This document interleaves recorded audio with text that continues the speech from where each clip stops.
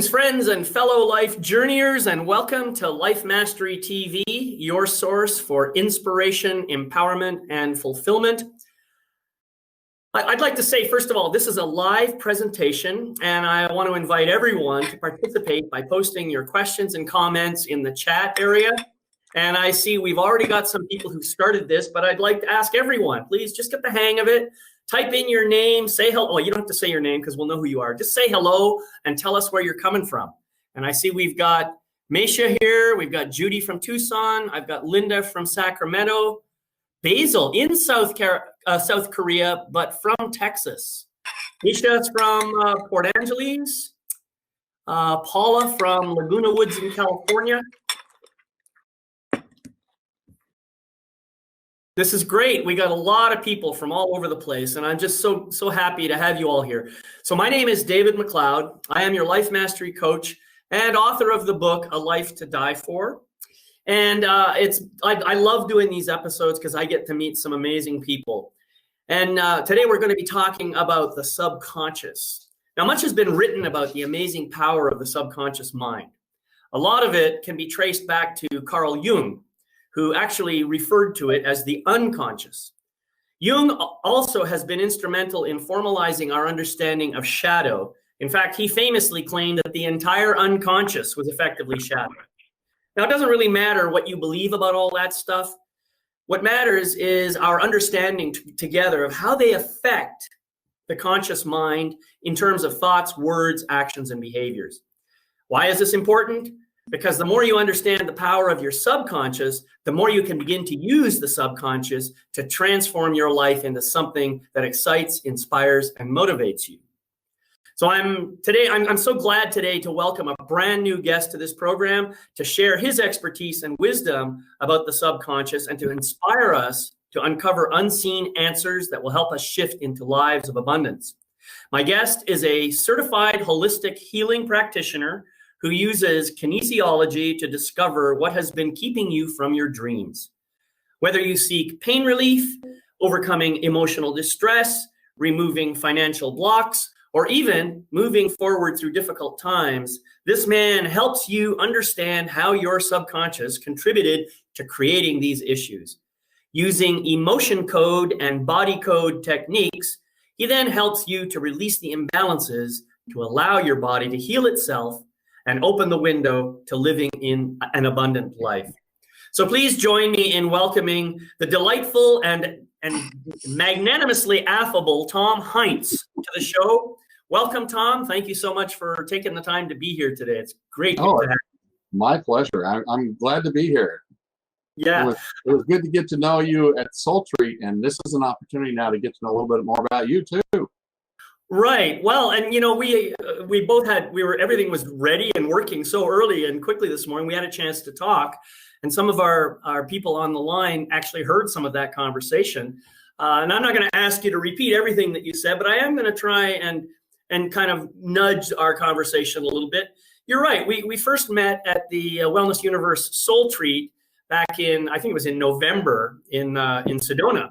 Yeah. And I remember learning a lot about your interest in shadow work and in subconscious work and all that kind of stuff. And this is something that I've been very, very interested in for a long time. In fact, I think shadow work is probably my single most interesting area of personal growth. So I'm curious what it was in your life journey that brought you into contact with this topic. What was it that made you so passionate about it? Well, are you talking about the healing part of it, or are you talking about shadow? It's all the same to me. Well, for me, we were talking a little bit before. I have what I consider three different lives. I had my first life as a computer programmer. It was in a long time ago. It was over 20 years ago, and I did a lot of work for people, and I did a lot of what I call forensic discovery, where I would come in as a programmer to these little mom and pop places that I worked for. There was 14 different companies in south of Seattle that I would go in. And in fact, we had that same connection there, Radio Shack, where I used to go in with the people selling the computers to the people who needed to have the work done. And I would build these software pieces. And a lot of times I had to go back and fix what other programmers had created. So I got to the point where I just would really dig in and dig deep as far as trying to figure out what was really happening. Because in computer language, it's what we call if and then. If something happens, then this happens. And it seemed to be a natural thing for me at that particular time. I did a lot of work for people that way. And then my job disappeared. And then I went to the next level, which was I went through one of those wonderful life experiences called a divorce. And I found myself no longer able to do the computer work because the company I worked for got bought out. And here I was out in the outside. And I met my wonderful wife, which some of you have met, maybe on the cruises or some of the events. But we decided that we were just going to start over. And there was 5 of us in college at the same time. And it was just an amazing experience. None of us had any money, so we qualified for everything. And I decided I wanted to go and learn how to cook. And so I went in a culinary school for a couple of years, and I became a cook. Eventually became a chef, and I worked in hotels, casinos, colleges. I taught in a college for a while. Eventually we ended up with our own restaurant. And it was this wonderful experience of putting the restaurant together. I had attracted all this money in there, and all of a sudden I didn't have a plan for it. And after I got the restaurant, I lost everything. And literally everything just went in different directions. And the sad part of it is it affected my mom's retirement. It affected my brother's farm because they were my partners in this venture. And we lost everything, my wife and I. And I was devastated. And at that particular time, this is in 2010, and I was sitting there trying to figure, what the heck can I do? I owed everybody. I just felt so small that the question was, do I move away from the town that I was living in because, you're so embarrassed? And so it was a matter of trying to figure out what I was going to do. And I decided to stay, and I was listening to a webinar because I still believe in the laws of abundance. And Dr. Bradley Nelson came on. And Bradley Nelson is a chiropractor, but he had developed a system called the emotion code. And those of you who ever want to know more about that, he just redid his book, The Emotion Code. And Tony Robbins actually wrote the foreword for it. It's pretty phenomenal that Tony would do that. But it changed my life. I literally was able to go in and figure out some of the things that, and the premise of the book is that you might have trapped emotions inside of you that are keeping you from doing things. I had experienced that my whole entire life. I just couldn't. It seemed like I almost get to something and all of a sudden it would collapse. And it was just one continual thing after another. And so when I thought, oh my gosh, I could fix myself. That was the big question. And as a guy, women are so fortunate because they share things. They are able to communicate, and that's how they de-stress, by talking to others. But for guys, we don't want other people to know we're broken. And so when I saw this opportunity, and it was all based around your subconscious and asking the subconscious questions. I had no idea that was such a big thing. I'd always heard of hypnosis, but the crazy thing was, and I use muscle testing or kinesiology, which is the ability to tap in and find out answers from the body by the responses that it has. It's very similar to a lie detector test where they hook up probes all over you and then they ask you questions. And depending on the biometrics of your body, your heartbeat, your blood pressure, the electronics of your acupuncture system, they'll see the little needles that goes across the gauges, and it will be able to tell whether you're telling a true statement or false. They'll ask you questions. Well, the fact that you can do this work on kinesiology, you can actually get a doctorate in kinesiology, but it's the ability to ask the body questions, and we base it on whether it's a strong or weak response. So for me, it was like learning a whole new language. And the crazy thing is that the subconscious, its job is to keep you alive. It's not to make you happy, and it's not there to make you healthy. It'll actually shut systems down if it needs to in order to redirect energy to make sure you stay alive. Now, I didn't know any of this stuff when I first started. And so when this was introduced to me, there was the big job was trying to figure out how to communicate and how to test for it. And there's a number of different ways. You can go on YouTube and find a number of different ways to get these answers. But a strong test, and most of you, I think, have seen it, you just didn't know what it was. And my chiropractor, when I was growing up, I was in judo and wrestling, and I was always messed up. My dad would take me to this chiropractor, and he would make an adjustment. He said, okay, put your arm out. And he'd say, resist me. And if it went down easy, that meant he didn't have the adjustment correct. If it was good and strong, the adjustment was good. He just, make another adjustment and test again. And I didn't realize that was communication with the subconscious. So the subconscious either giving us a yes or no answer. And Dr. Nelson, as he was putting this program together, he's actually a chiropractor. And so I was able to relate to this. And he would, as he was doing a session in California, that's where his practice was, is in California, he got the thought pop into his head. He said, can I ask other questions besides just whether or not something's in the alignment? And the answer came back, yes. I kind of put him off a little bit. He just, you got to figure this one out. So he's a very religious guy. He prayed about it. He studied and researched. And I was with him about 5 years ago at a seminar. And I said, so tell me how this happened. And he goes, Tom, it was like I got this download from above. This information started pouring into my head. And he wrote it down, everything that he could. And then over the next 17 years in his practice, he developed it into a series of charts. So when we get a yes or no answer, we're able to actually find out by what button you got to click on for the charts. So he's put together an app or a system that we use on the computer or on your phone, and it's able to guide us. And we get to understand what the subconscious is actually telling us. So, okay, this is a lot of good stuff here. I know there's so much. You want to get to kinesiology, but the thing that I'm kind of wondering, now you talked earlier on about challenges in expressing or sharing emotion. And you were making the distinction between men and women. I've observed this thing myself, and I've experienced it myself. I think part of it is a cultural training that we are basically surrounded with and conditioned with.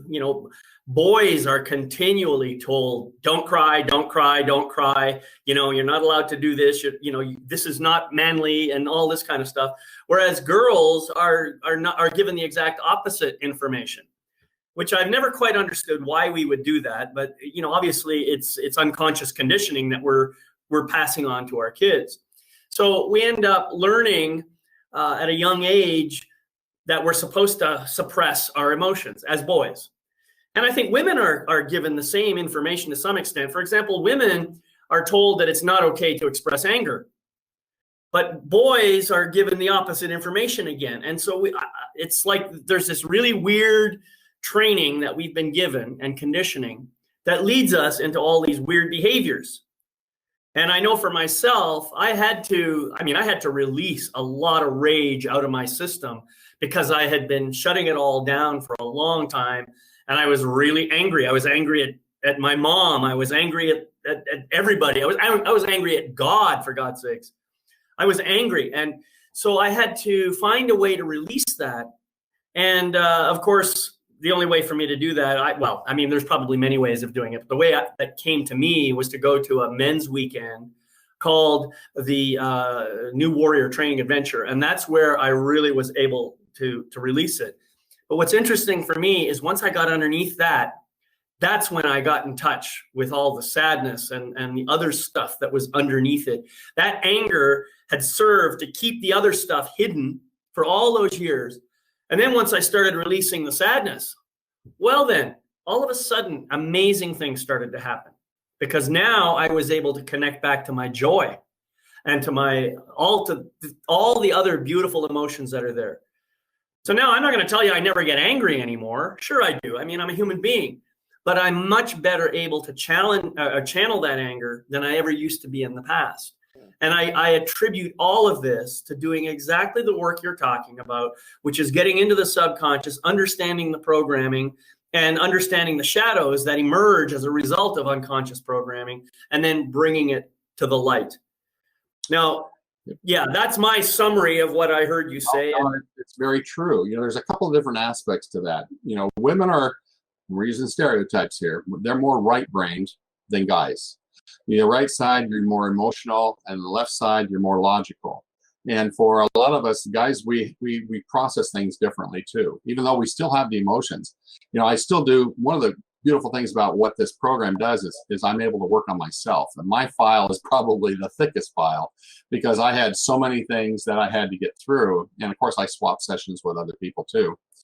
But what you're saying is exactly right. I was having trapped emotions that were causing me to keep myself from moving forward. And you got to remember that the subconscious, the job of the subconscious, like I said, is to keep you alive. But there's other aspects to this, and we'll see if we get into that part of it. But the subconscious, somehow, I do a program or a process. It's called a body synchronization. And the body synchronization is trying to find out, I believe that there's 5.5 parts of you, at least in my version of things. You've got your consciousness, you got your subconscious, you got your ego, you got your inner child, and we have something I call the keeper. And then all 5 of those, the half part, is the identity and the personality. And a lot of times we're fighting against ourselves. So the subconscious will sometimes get pissed off at you. I mean, you do, as consciously, we do some stupid things. I mean, we do a lot, everybody does them. And then the subconscious bails us out. It always figures it out. Remember I said sometimes it has to do whatever it needs to do to make you keep breathing. So it'll make adjustments, it'll do whatever needs to happen. And one of those adjustments is it will do what it needs to do to make you safe. Now, some of us gain weight because the body says that this is one way to protect you. Other things will keep you from being able to develop a relationship. There's a number of different things that can happen. And so when we do a synchronization, I always ask 4 questions. Number 1, do you trust your practitioner to do this work for you? Because we're digging. And I always tell everybody, I don't know anything about you, but as we do this process, you're going to say, how the heck does he know that? Because I'll tell you when something happens, the time frame, how old you were, what was going on, and the people go, oh yeah, that's exactly it. And we dig and we find what the actual issue is. But I don't know this, your subconscious does. So it's been waiting for someone to come along and be able to interpret what's going on so you can be aware. And when you do, then the body says, okay, Tom now knows about this. We can go ahead and we can release it. It's not me that does the release. You actually do the release. I just work here. Yeah. But doing the second question is, do you trust Tom, or not as a practitioner, yourself? And we ask if the person's name is Sally, do you trust Sally? And then the next question is, do you feel appreciated or loved by Sally? And then third question is the status. Are you helping, hurting, or are you neutral?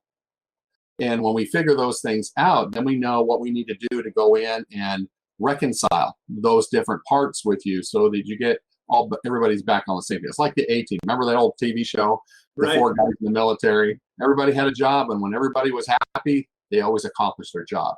Same thing goes on. And this is what I found I was dealing with. And you probably have the same situation. But because they weren't all together and they weren't working together, there was some that were fighting me and keeping me from achieving it. You know, a lot of people deal with self-sabotage. I'm almost there, and all of a sudden things start to crumble. Well, usually it's a matter of keeping you safe from something. Sure. But you don't speak subconscious, so you don't know what it is. And that's why the beautiful thing of this is that we can dig down and figure out what's going on, the things that I do. That's very, very interesting. And I like this idea. I like 5.5 parts. Who's going to forget 5.5? That's great. I like that. That's a good, memory trigger.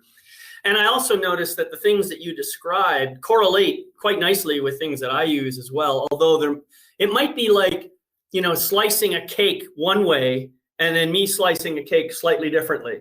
We end up with the same number of slices, but we because of the way we approach it, you approach it in one direction, I approach it in a different direction, we might come out with slightly different terminology.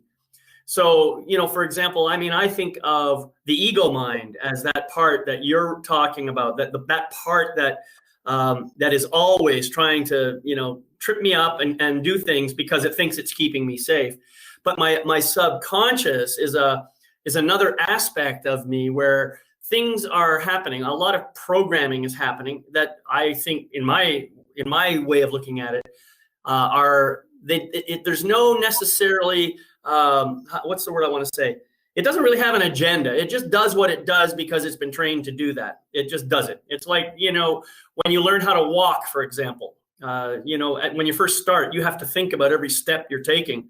But once you learn it, man, it just goes into the subconscious. You don't never have to think about it again. You're just walking and you're not even thinking about it. You can chew gum while you're walking because of that. Yeah. So yeah, it's interesting how we have these very, very similar ideas with slightly different terminology and slightly different perspectives on how to get there. The other thing I want to come back to was this idea of kinesiology. Now, you talk about muscle testing, and I've heard about this a lot. I know that it is used in the chiropractic environment and in the physical environment, but I'm not sure if you're aware of this, but there was a very, very, I would say, almost a mystical man by the name of David Hawkins. He was a doctor, an MD and a PhD who studied consciousness. And he took the notion of kinesiology to whole new levels and was able, using that tool, to come up with a whole scale of levels of consciousness. Now, this is not about, he's not talking about the unconscious. He's talking about levels of aware consciousness, starting from 0 up to what he believes the highest level any human could make is 1,000. And it's a logarithmic scale. So each time you go one level higher, it's 10 times more powerful than the previous level. But anyway, it's real interesting how he talks about that. And you talk about using this, asking questions to get a yes or no answer that whose strength is determined by the kind of response you get in the arm. It's real interesting. Yeah, I test actually. I use a ring pull basically. So if it goes through easy, it's a no. Yeah, if it goes and it sticks, then it's a yes. Almost 99% of my clients are done at a distance. So because of quantum physics and quantum technologies, they found that it doesn't matter where you are, we're all connected. Right, and of course. They did a bunch of studies. There was a great one where they had some cells of a guy, and they had those wired up, had him wired up, and they showed him, he was a former World War II veteran, and they showed him bombings of buildings, and his biometrics were going crazy, and so were the cells on that scrapings. Then they took the scrapings and they went across the other side of the building. Didn't matter where he was or where those pieces of him were, they responded to the same. And that's where they started to realize that you don't have to be. Now, a lot of times people will come in, if they're not testable, if their back's out of alignment, if their neck's out, or maybe they got a sore arm, you don't want to be using that arm to test. And that's why we use surrogates. And so one of the ways you can do is you can have somebody touch them, and then you can test the person they're touching. But then they found they didn't even need to do that. And so when somebody is not testable, and I always have to check, I do a quick prayer. I know that not everybody's on board with that, but everybody believes in a higher source. And so we do kind of a asking to help with this connection part of it. And I can actually test for somebody, doesn't matter where they are. I've got clients in South Africa. I got people in Slovakia, all over the world, Bermuda, doesn't matter, Australia. And when we do the testing, it's as if they are right here in my room with me. And they can feel it. So when I release an energy because of what we found, then a lot of times, I would say 80% of the time, they actually feel the energy release. And that's because we're able to test. So the subconscious, where was I going to go with this? There was something else that you had mentioned. Oh, it doesn't matter. It'll come back up here when we talk. Yeah, that's right. Well, you're the thing I find interesting here, and yeah, the quantum physics, the quantum entanglement, as what Einstein called spooky action at a distance, all that stuff. Yeah.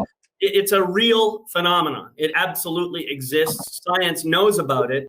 And yet, isn't it interesting how so much science claims that stuff like kinesiology or even chiropractic is not really a medicine. It's not really science. It's pseudoscience.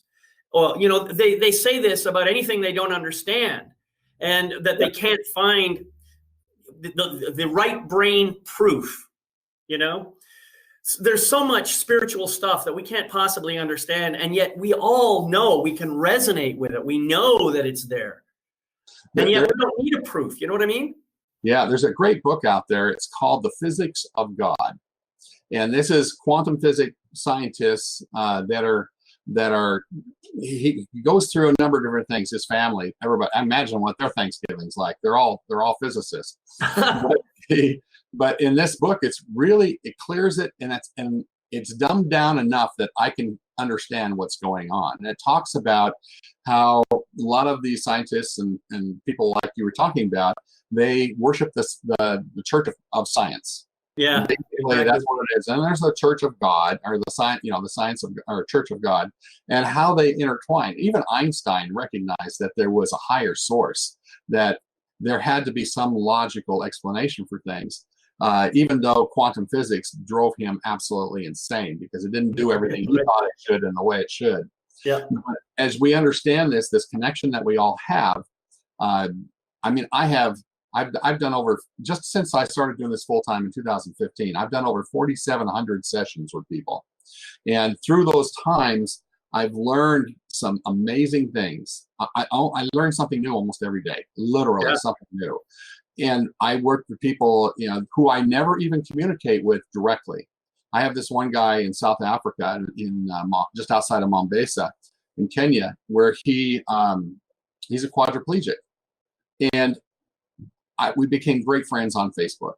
And he can, I don't know how he does it. He speaks it, or he can just move his fingers just enough or whatever, but he actually makes a living painting, and he'll grip his paintbrush like this and be able just to move it. And I have some of the most phenomenal paintings that he has done for me. I've got some more I just commissioned. And I just assume that everybody from the neck down, they're quadriplegic, they can't move, they shouldn't be able to feel, but they're in such tremendous pain because they can't move. Imagine not being able to move at all, period. No, and every couple hours he has somebody come in and just reposition him. And he was on a scale of 0 to 10. He said, I'm between a 7 and an 8, basic on his pain. I said, can I work on you? And the only communication we have is Facebook Messenger. And based on that, and once I have permission from the person, I could tap into anybody I want to, but I don't do that. That's not integrity. You got to make sure you have permission. And we worked together for about 4 or 5 months, and it got his pain down to a 0 to 1. And he was able to paint longer. He was really appreciative. And he says, I would ask, I say, okay, we do this about once a week. You can't do too much at a time. And I'd say, okay, so where are you? What should we work on today? And he says, my digestive system.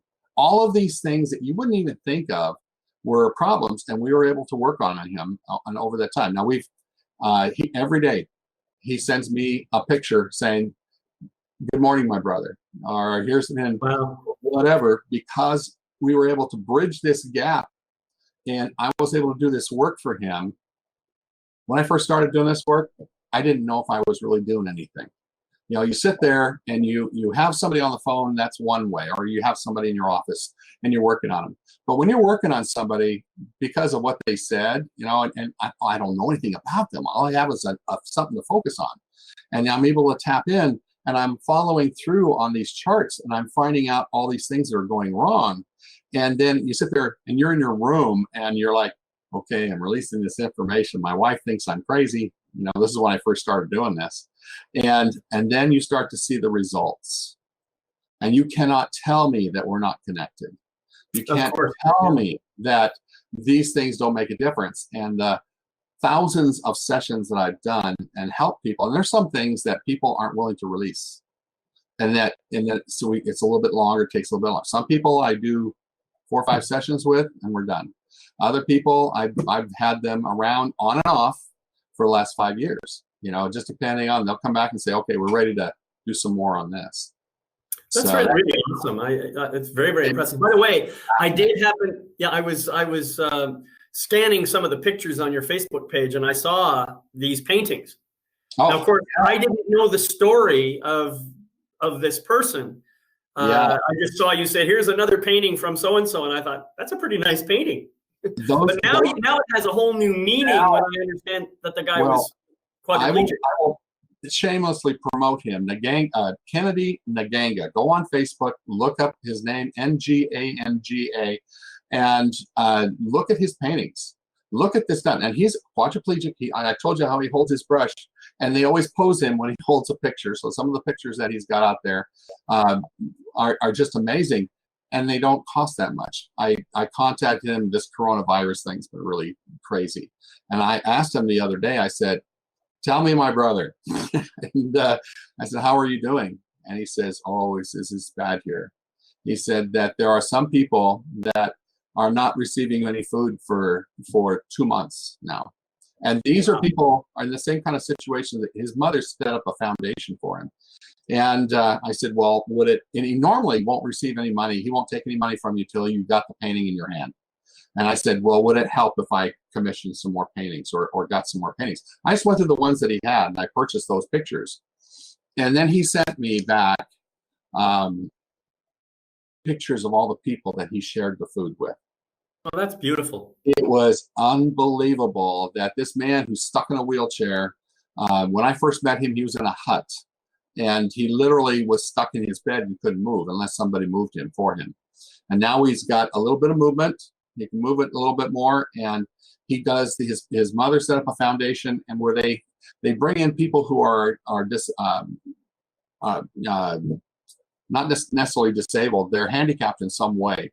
They could be albino. They could be just messed up. And they provide a school for them. So he takes care of these people. He and his brother and a couple of his family take care of these things. So you look at this, what a difference this made. I've never met him personally, and yet I have pictures here with him and I together. This lion up here, and I got those other pictures coming. And this relationship was developed. We are all connected. And when we start to understand what can we do when we have the subconscious capability and connect and ask those questions. I speak to people who don't speak my language. I work with people who are in comas. I work with little kids because they can't, they don't even have to be there. I just have to have permission, know what the issue is, and then we dig down and we figure out what's going on and we release this. And I have story after story after story. Yeah, Tom, I just want to interrupt briefly. Sure. Linda just asked, what is Tom's Facebook page? Are you open to sharing that with these folks here? Absolutely, absolutely. Why don't you just go to your Facebook page if you can, copy the link, and then just drop it directly down into the chat so people can pick that up. Let's see here. Let me just pop this up. Slide it over here. I have 4 screens on this. Can you tell I was a former programmer? Let's see. And, Elizabeth actually just posted it for you. Oh, which one? Oh, Brett Schneider. There. Well, Chef Elizabeth B posted Facebook / Chef Tom Heintz. Is that the one that you want her to see? Well, I don't know. Let's find out. It doesn't say that for me, so I just let me go to, where is it I want to go, Tom? Oh boy, she's got a big long one. She clicked a link to one of your pictures. This is the Kennedy stuff, apparently. Yeah. So the big long link is the one to the painting. Thank you, Elizabeth. I appreciate you sharing that. She's awesome. Yeah. So that's a fabulous story, Tom, and very heartwarming. I mean, and I think in this time when we've got so much unrest going on in our world and people thinking that they're separate, and this is what the belief in separateness is what causes all that problem. It's unconscious shadow. It's collective shadow that is causing this behavior. And if people could see something like this and realize that we are connected, I don't know, maybe it would change them. I don't know. It's interesting. The shadow thing comes up, and there's a couple different directions I go when I get the shadow. And one is, and I tell a story about my daughter. I was visiting her, and at the time, and one of her daughters, there was 3 years old at the time, and she comes running into the kitchen where my daughter and I had been talking, and she starts grabbing mom's pant leg and going, "Mom, mom, mom, mom, mom, mom." You know how this goes, "Mom, mom, mom," and I'm sitting there going, "Okay, so what's going to happen here?" And what I expected her to say was, "Ashlyn, Mommy and Dad and Grandpa are talking. Why don't you go play and we'll talk to you later."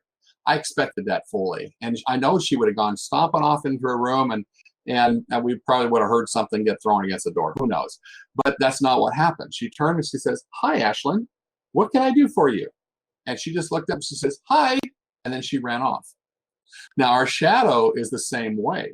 The shadow is the dark side of us. The shadow is the part that wants to be recognized. And it doesn't have to be in the forefront, but the shadow wants you to know that it's there. And when you ignore the shadow, we're always trying to get rid of, I don't want this stuff. This is the bad stuff. I don't only want the good stuff. And the shadow gets pissed off is really what happens. Can I say that on this? She gets all peeved. Oh, it's too late now. That's true. So anyway, what happens is it says, okay, I will show you, and your life becomes hell, because it will go out of its way to make sure that you recognize the fact that it's a power. And what we want to do ultimately is to take that shadow of us, that part of us that has all those negatives, that actually strengthens us. You think about the yin and the yang symbol. You got the dark and you got the light. They all go together to make the whole. And that's where you get your strength. There's an old comic book, a Superman comic book. I don't know, you might remember it, is that where he didn't feel like he needed to sleep anymore. He goes, I don't need to sleep. And so what happened was the dark side of Superman went out and started causing mayhem. And the side with the good, he couldn't keep up. And in fact, he got weaker and weaker and weaker till he realized he had to have both parts together to become strong and what he needed to have. And I think that a lot of times we're the same way. We're always trying to get rid of the bad side of us. And in reality, we don't have to, we give it unconditional love. It doesn't mean you have to listen to it and do what it says. Absolutely. But you need to be able to love it. And what happens is you bring that up in frequency. And frequency is huge for me. Bringing up the frequencies so that you're, it's no longer asking you to do the bad stuff necessarily, but it knows that it's cared for, it's safe, and sometimes it's amazing what can happen when you get to know the shadow. There's a lot of aspects. And I think, well, there's something I want to say about this, because as I said, shadow is a big part of the work that I do. I want to be clear that a shadow is any part, characteristic, attribute, quality, or whatever that you try to hide, repress, deny, disown, disavow, because you believe that it's either inappropriate, unacceptable, or maybe just bad or wrong. Mm-hmm. Now, you notice that it doesn't say anything about whether the quality or the attribute actually is bad or wrong. It only says you have a belief about it. So if you have a belief that showing up as a shining example in the world somehow makes you arrogant, if you believe that, then you're going to try and hide your brightness too. You're going to hide your goodness. You're going to hide all those really good qualities of yourself that you believe other people are shying away from. So it's really important to understand that the word shadow, even though it implies darkness, doesn't necessarily mean you're only hiding bad things. This is very important, and something that it took me a while to understand. I used to do in my men's group, I used to do this. We had a process that was called Shadow and Gold. And I, as the recipient of the feedback, would sit in a hot seat, and the other men in the circle would share with me the shadow I see in you is, or the darkness I see in you is, and then they would describe it.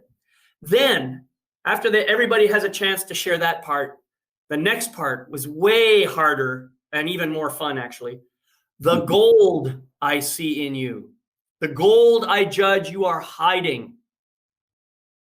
And so they would say things about me that just felt so good. And at the same time, I could feel that there was shame around it because I had been hiding it for so long.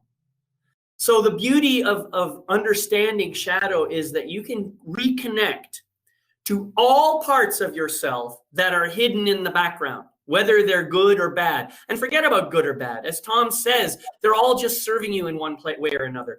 The important thing is to be willing to go and find all those parts and start shining a light on them, bringing some unconditional love to them, healing them, and just bringing them back in so that you return to your natural state of wholeness.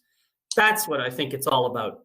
Yeah, there's another part of that too that I work with, and it's kind of shadow, but I call it behaviors.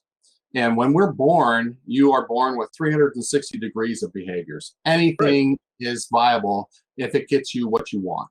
And a lot of times what happens is as we go through life, either we find that this one doesn't work, we put it in what we call the bag over your shoulder, the black bag, and it's no longer available as far as a behavior because you've determined it's not good. Sometimes it's from another person, like a parent. Or I use the example all the time of you give a child a gift and you walk out of the room and you come back and it's like completely disassembled. It's all in pieces. And you're going, no, you don't do this. This was a gift. And the child goes, oh, behavior in the bag. You can't use this one again. And I think that's the Robert Bly I think so. I could be. That you're talking about, yeah. Yeah, so it could have been, though, that child was supposed to be an inventor. He did not intend to destroy the toy. He wanted to know how it worked. It was a matter of, let's see if we can figure this out. This is just so cool, but yet it's no longer available. So this person goes up through their life because certain behaviors are no longer acceptable. They're in the bag, they're getting moldy, but they find somebody else who is using that behavior, and they go, oh, no, you shouldn't be using that behavior. That's forbidden. Yeah, that's a bad thing. You must be a bad person. And what I end up having to do is frequently sometimes that comes up and the subconscious says, hey, we need those behaviors back. And we go, I have a whole couple pages here. I go down through and we pick out the behavior. And sometimes they're like selfishness. Sometimes they're a bad domineering or whatever. And I don't even question it anymore. When it comes up, it could be good, it could be bad. I got a little description of it. We find out what it is that you need back in your life. And it may only be something that you would never do, but you're going to be working with somebody else who has that trait, because right now you want nothing to do with them because they're doing that. Right. So it's a matter of coordinating. It's very interesting when you start to get into that stuff. Absolutely. Yeah. I just wanted to acknowledge a couple of comments here. First, sure. We put your Facebook page there, and I saw a few people went through and got it. Baz wanted to say beautiful paintings. So he went and actually looked at them. And so I personally buy some, folks. Buy some. Yeah, go ahead. Buy some of that stuff. Appreciate it. Elizabeth mentions that it was a great concept, this idea of getting to know and embrace your shadow. It is a belief about what you think others are saying, are shying away from. Sorry. Yeah. So thank you for that, Elizabeth. And Ricky mentions, thank you, David. That's the best explanation I've heard. Well, thank you, Ricky. I appreciate that you have acknowledged that. And as I said, I've been doing this work for a long time, as Tom has. So, we both seem to understand, what's going on here.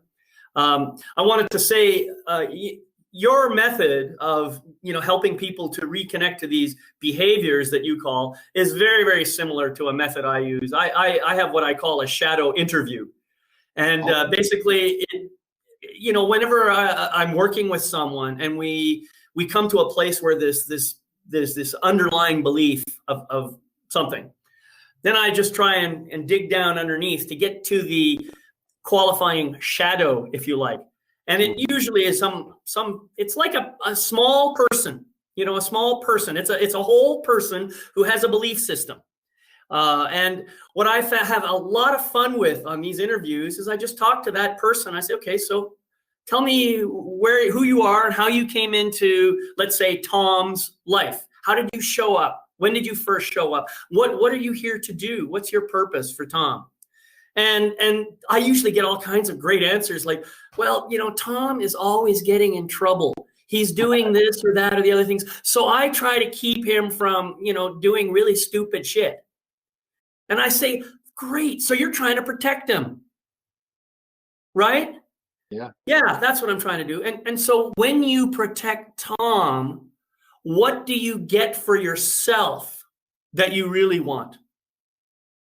And this is where it gets really important, because now I'm talking to the shadow directly. He says, well, I guess what I really want is some peace and quiet.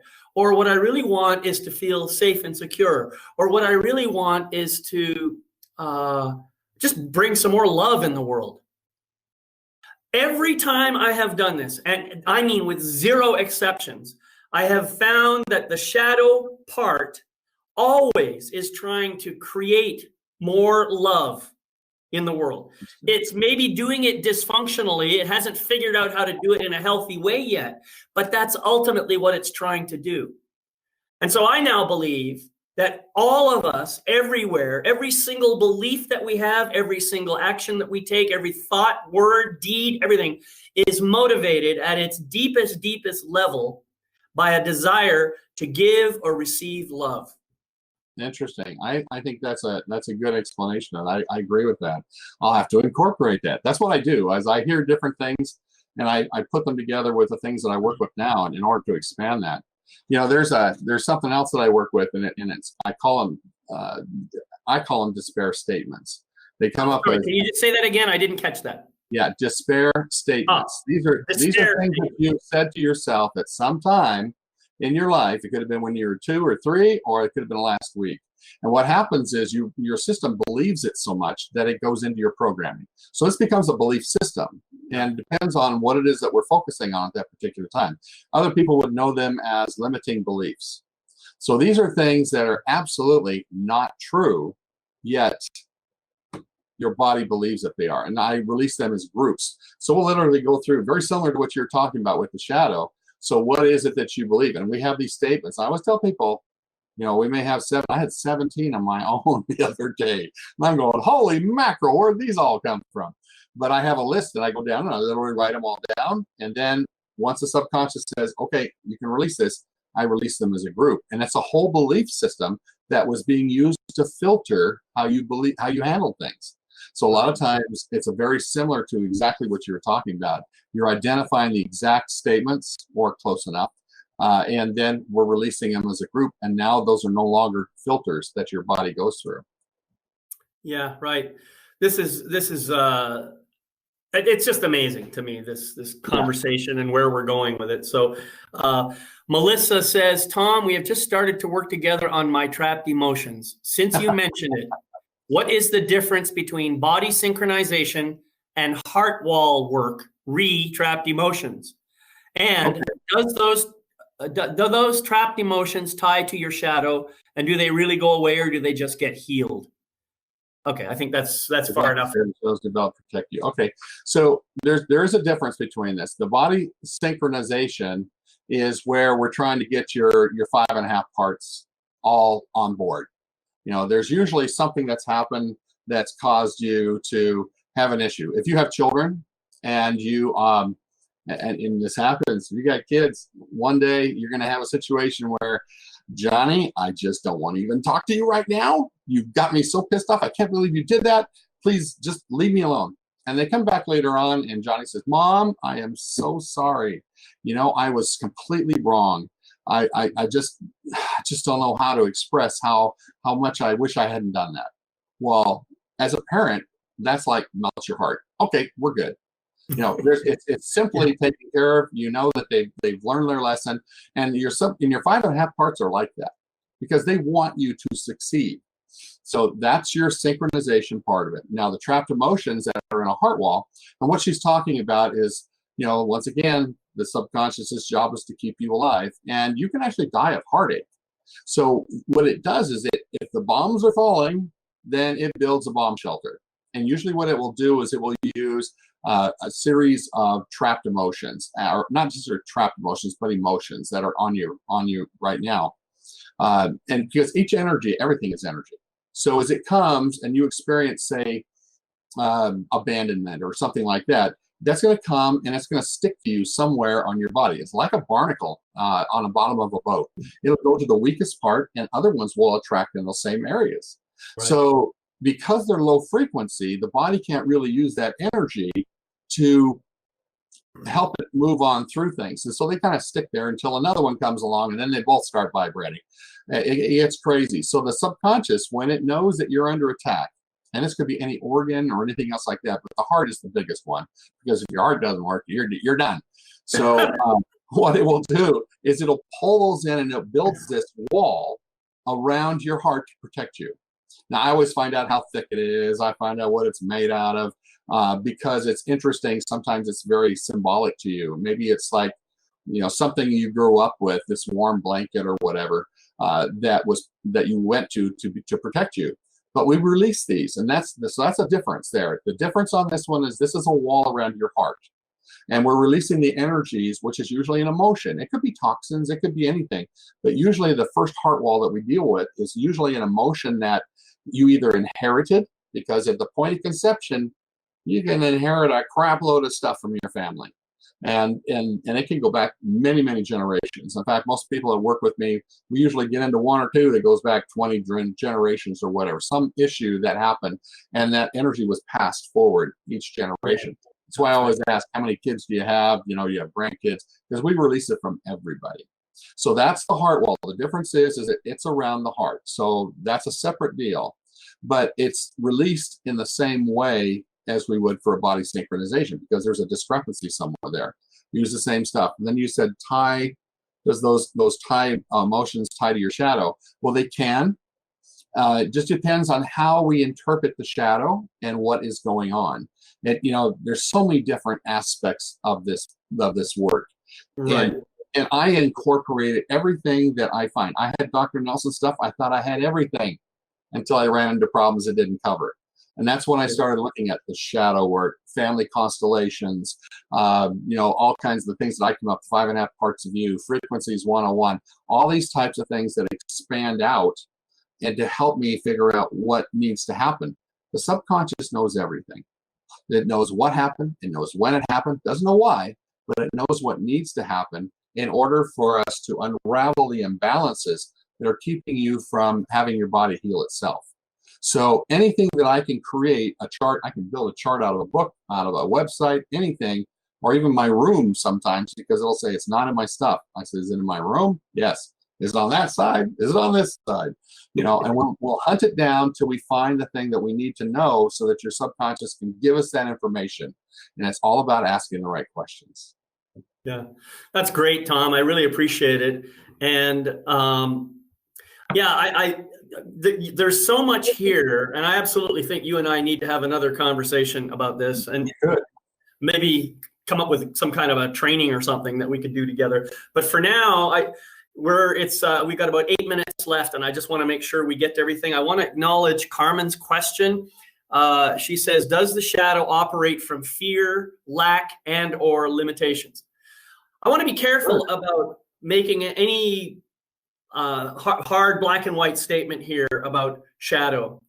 The shadow, remember, is parts of ourselves that we've hidden, repressed, denied, whatever, out of a belief that it's somehow unacceptable. That's the shadow. Now, I'll say this: the ego mind does indeed operate out of fear. It's designed to operate that way. It's always looking for danger, and it's looking for ways to protect you. So in that sense, some people mistake shadow and ego mind as the same thing. I don't think they're the same thing. No. I think sometimes the shadow may express through the ego mind. However, they are quite different. So let's not conflate the two things together. So to say that the shadow operates out of fear, lack, or limitations, I think would not be true, because as I explained earlier, my belief is that all shadows, and in fact, all parts of our consciousness, are really trying to operate from the very deepest level from a desire to give or receive love. It's just that the mechanism for trying to achieve that might seem inappropriate or dysfunctional or something like that. Okay, so that's really what I'm trying to say here. That test positive for me, that it's coming out of from a long ways back there, you might say very deep, of trying to do the best thing. And I agree, it's not the ego mind. I don't believe it's the ego mind. I think and it's very similar, because it is interesting to notice that, a shadow, if you're standing in the sunlight, is something different from you. You are, and I've had this actually come up where it's something that is definitely distinct, because the brighter the light, the stronger the shadow. And then I've even and yet, Tom, I just want to say that shadow cannot exist without me. And that's exactly right. But I was going to say, the other goes in the opposite direction. Sometimes the shadow is complaining and hurting and trying to get your attention because you don't have enough light, and it's Yeah. disappearing. Yeah. And so it's concern. There is a concern for it, and I don't understand it completely. I don't even try to say that I know everything about it, because I learn new stuff every single time I work with it. But that's one of the things that I found, is that it's there, it's part of you, but yet it's not part of you. It's kind of a weird thing that, like you said, though, it doesn't exist without you. Exactly. And so we're getting kind of close to our end point here, and we have covered a lot of stuff already. I'm really, really pleased with the way this whole thing is going, but I do want to make sure we cover your last point that you had requested, which is all about the happiness factor. And because let's face it, that everybody wants to be happy. So let's talk a little bit about that and see if we can leave everybody on a really bright, shadow-free note. One of the things that I find is that it doesn't matter how much work you do, is if you're not happy, you don't have that inner peace, that you're always going to be searching for something else. And I find that even with my students, the ones that I teach how to use this stuff, I did a questionnaire, and this actually comes from a book, and you need to know the book. Everybody can read this and get some of the same stuff. It's called Happy for No Reason by Marcy Shimoff. She was on the movie The Secret. And so Marcy it's great the way that she designates 4 different kinds of happy. And I think this is important for everybody. The first kind of happy is you're just not happy at all. You're miserable. You want something else. You just know you're just not happy.